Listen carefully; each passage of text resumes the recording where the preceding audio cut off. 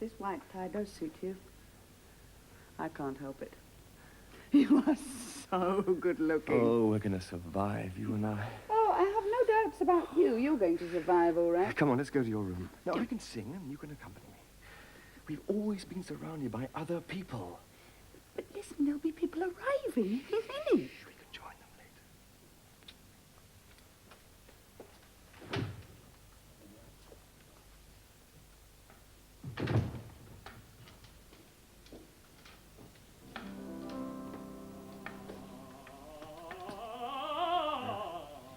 Rehearsing. Aha.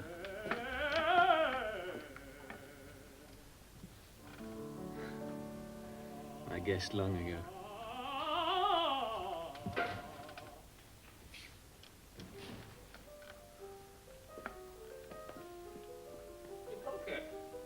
You're up.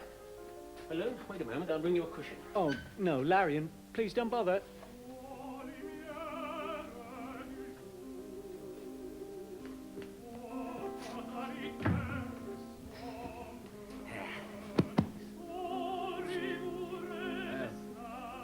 As though I'm going to stay a cripple. Oh, nonsense, Nicole. You ought to be ashamed of yourself talking like that. Have the others arrived yet? Not yet. They'll be here soon, though. I've just been walking down the street. Endless trains of wagons loaded with Pietlura's pigtailed troops getting out of the city as fast as they could go. Obviously, the Bolsheviks have given them a terrible beating. Serve them right. But even so, I managed to get a bottle of vodka. The weather was magnificent when I left the flat. A clear sky, the stars shining, no guns firing, everything in nature was perfect. But I only had to step out of doors for it automatically to start snowing, and it happened just like that. I went outside and wet sleet started to pelt down. But I got the bottle and held on to it. Hey, you see that? Staggering news. Yelena's going to divorce her husband and marry Shavinsky. Already? Oh, Larian, look what you've done. Hey, Larian, what is the matter with you? I see. You've fallen for her too, have you? Nikolka, when you're talking about your sister Yelena, expressions like fallen for her are out of place. Do you hear? She is pure and golden. No, she's not, Larian. She's a blonde. It's because she's blonde that everyone keeps falling for her. Our whole flat used to be full of the most enormous bouquets sitting around like cauliflowers. Made Talbot furious. But you'd better finish that. And Mushlaevsky will be here in a minute and he'll kill you. Don't tell him, will you?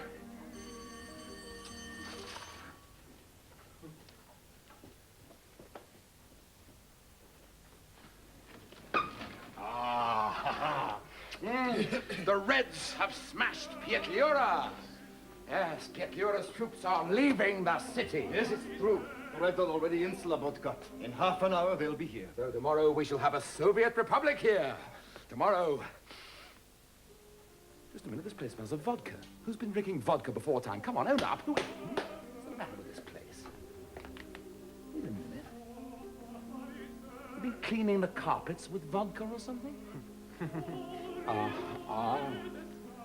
know whose work this is. Still smashing things, are you? One-man demolition squad. Everything you touch, bang! Fragments. Well, look, if you must do it, try smashing crockery instead. How dare you lecture me? I won't have it! Why is everybody shouting at me? They'll be assaulting me soon. No, I'm not really. No, I'm in a very good mood today. So why isn't there any firing? Because they're retreating silently like good little boys without even putting up a fight.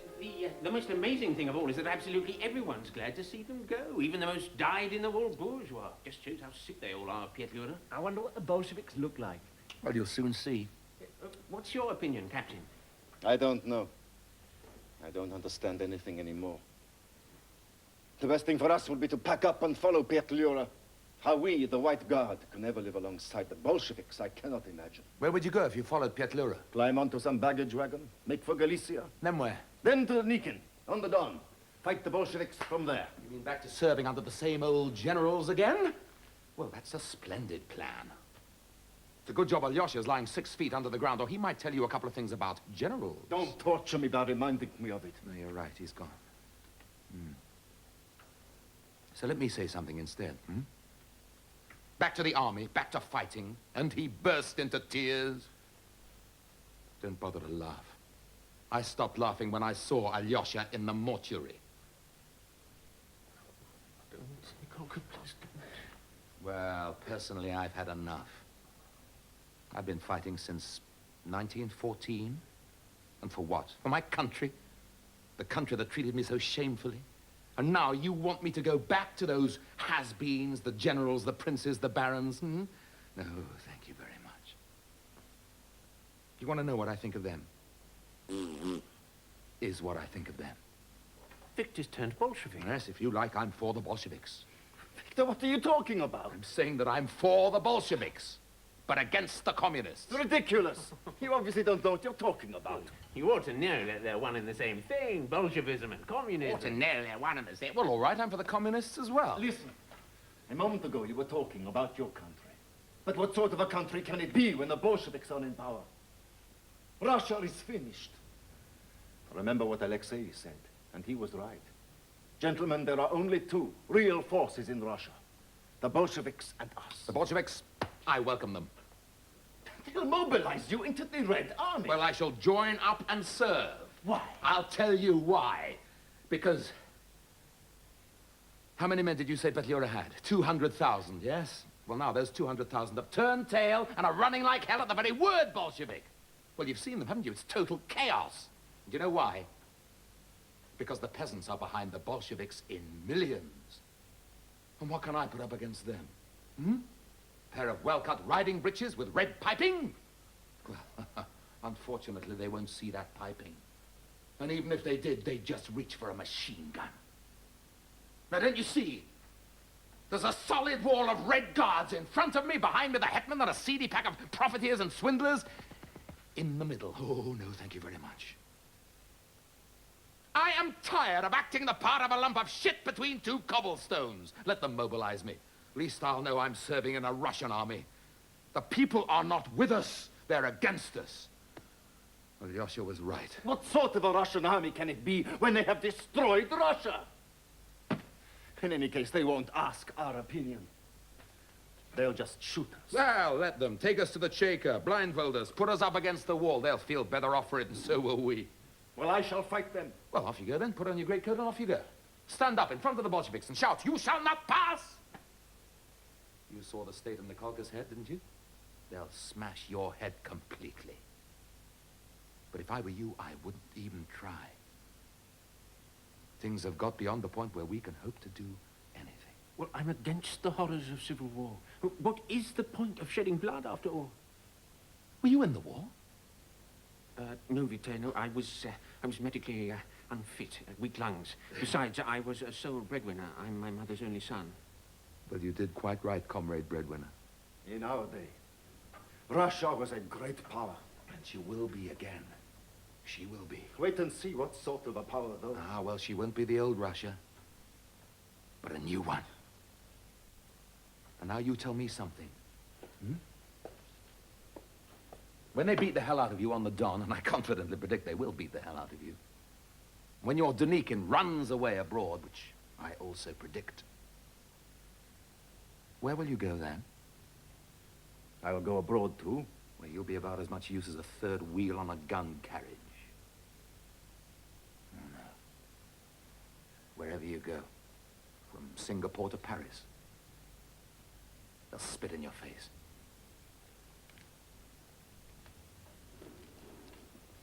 Well, I shan't go. Nope. I shall stay here in Russia. Come what may. Well, that's quite enough for now, gentlemen. I declare the meeting closed. I see I am alone. Oh, wait, gentlemen, please, wait. Don't close the meeting. I have an important announcement to make that is not on the agenda. Ah. Elena Talberg is divorcing her husband, Colonel Talberg, formerly of the General Staff, and is marrying... Leonid! Oh, never mind, Larry, and with looks like ours, you and I never stood a chance anyway. Let me embrace you, Leonid. and kiss you. Oh, hey, Larry on, come back here. Come and congratulate them. Come on, it'll look rude. I congratulate you and hope you will be very... Oh, bravo.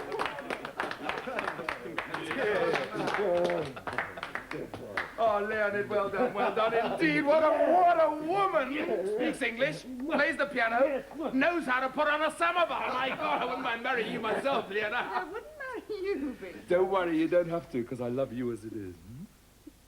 Anyway, I am a military man and a bachelor by nature. I like my home to be comfortable, no women, no children, just like a barracks. Come on, Larry, I'm pouring a drink. Let's drill my home. Please, wait. Please.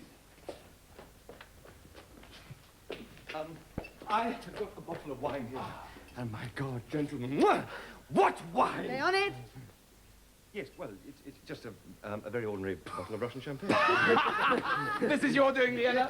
You may now marry her, Leonid, because you are completely cured.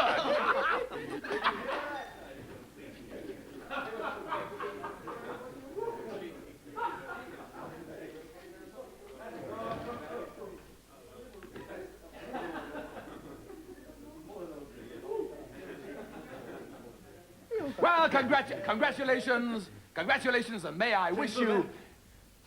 Colonel Talbot. Good evening. What timing? Hello, Liena. You look surprised. Well, this is all rather strange. One might think I'm the one who ought to be surprised, coming home to find such a festive gathering in these hard times. Well, Liena, what's happening? What's happening? Wait a moment, gentlemen, please.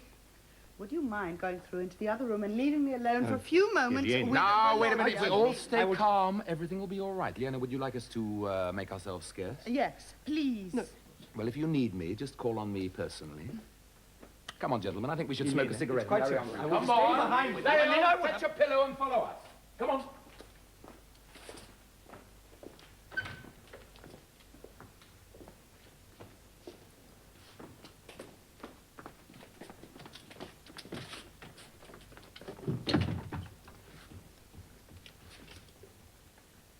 You were saying? What does all this mean? Please explain. Is this some sort of joke? Where's Alexei? Alexei was shot, dead. Oh, God, you don't mean it. When? 2 months ago. 2 days after you left. God, how terrible. But I warned him, remember? Yes, I do remember. And Nikolka is a cripple. Well, of course, it's all appalling, but none of this is my fault. And you must agree, it's not exactly a reason for putting on this, shall I say, absurd performance. Tell me, why have you come back? After all, the Bolsheviks are going to be here tonight. I know exactly what is going on. The whole business of the hetman turns out to have been a stupid farce the Germans tricked us. But in Berlin, I was able to get an order to travel to the Don, to General Krasnov. I've come to take you with me. There's something I must tell you. I'm going to divorce you and marry Shavinsky.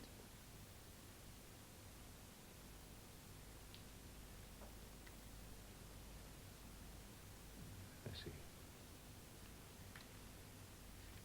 Charming. Using my absence to indulge in a cheap affair! Liena! Liena, would you like me to explain everything? Yes, please.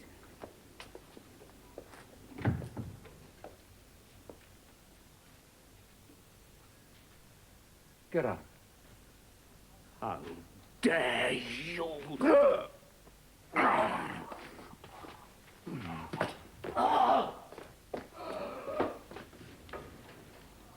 That's from me, Liena!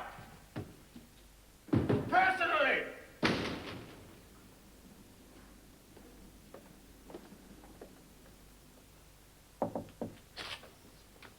He's gone.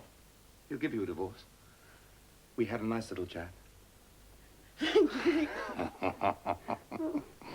Larry on! Is he gone? Yes, he's gone. You're a genius, Victor! In the words of the poet Igor Severyanin, I am a genius. Listen, play a march. I'll turn out the lights and light the Christmas tree. Yes. Come on, everybody!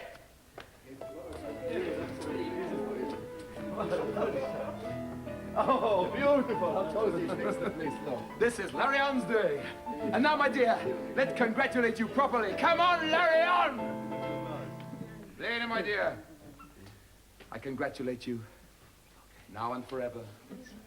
Forget about everything. And now, let's drink your very good health. Hurrah! Hurrah! Oh, tell me, magician beloved of the gods, what fate is in store for me lies.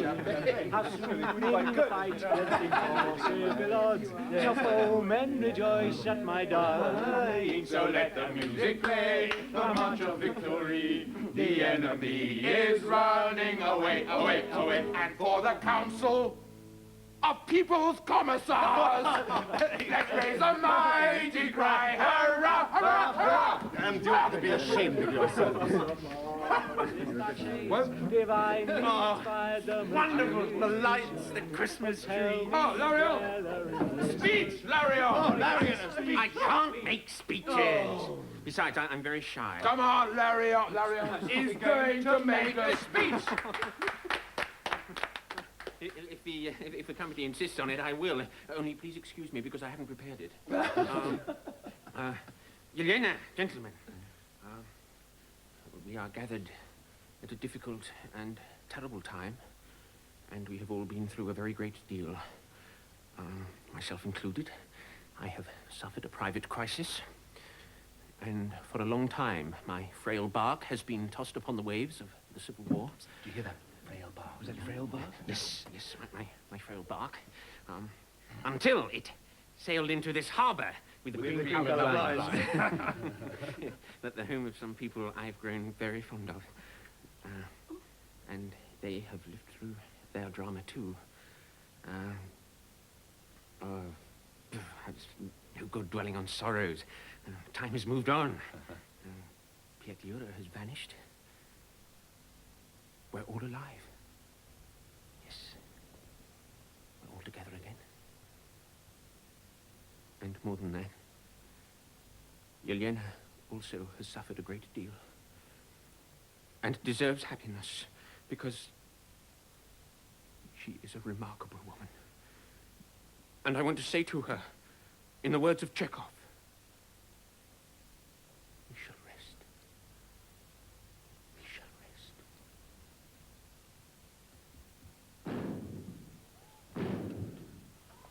They've come to rest, too. 5, 7, 9. Surely not more fighting.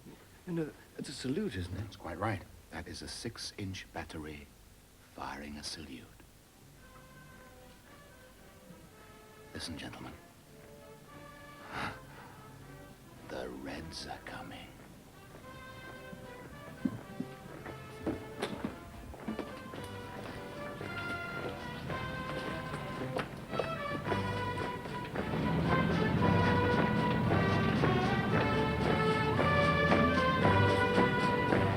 Gentlemen, this evening is a great prologue to a new historical play. For some make prologue. For others, it is the epilogue.